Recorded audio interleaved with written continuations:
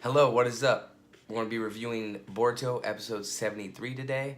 Appreciate all the views. I think we're over 50 views for our first video, so I know it's a little late, but I definitely wanted to get this video out.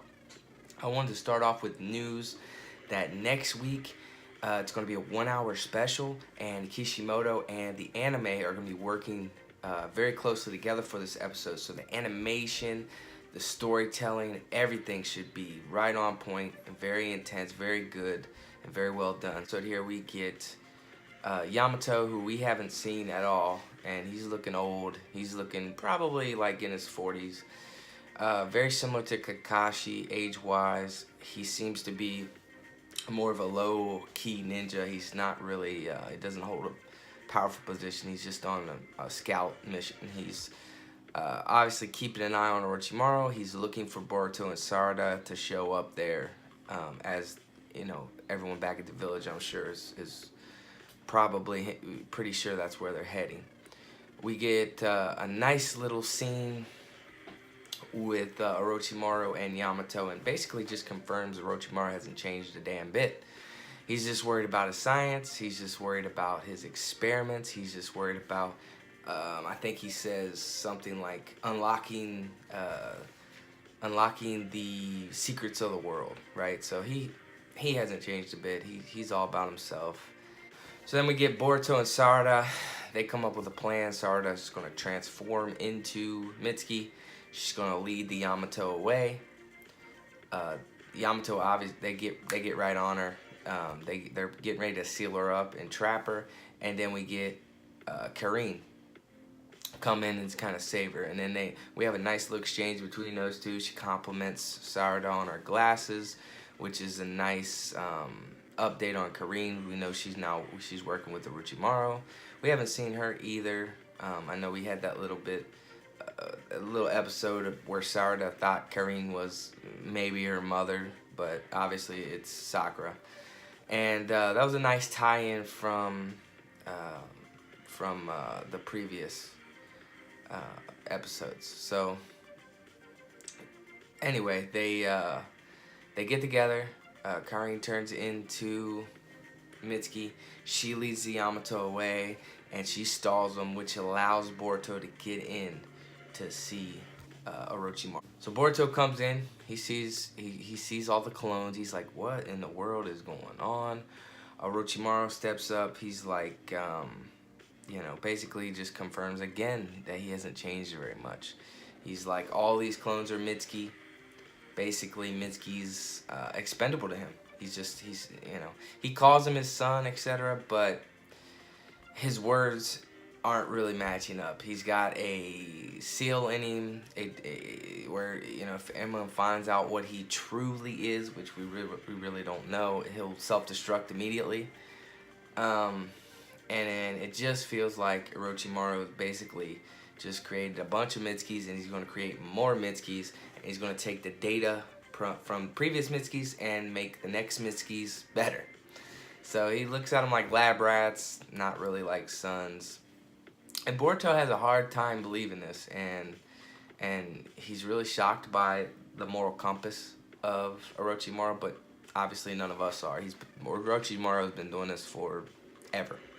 Been like this since day one. We get a nice scene with Boruto. He's, basically the tables are turning. Boruto's now feeling more towards Mitsuki how Mitsuki was feeling towards him. And it made parallel between, we know that Boruto has Asutsuki blood in him, but possibly Mitsuki has some Asutsuki blood in him, and that's why Orochimaru has that self-destruct in him. That if people find out that he does have Asutsuki blood in him as well, that he may self-destruct, and that may play a role with Boruto and Mitsuki, and we may see that come together down the line. We'll get more of the elders who nobody gives a shit about, and basically they're bashing Naruto because he allowed Mitsuki in. He didn't confront them or talk to them about it, which they're never ever right. And we get a nice scene with Lady Tsunade and Kakashi basically backing Naruto, telling him, you know, we're 100% with you. We understand why you did it, etc.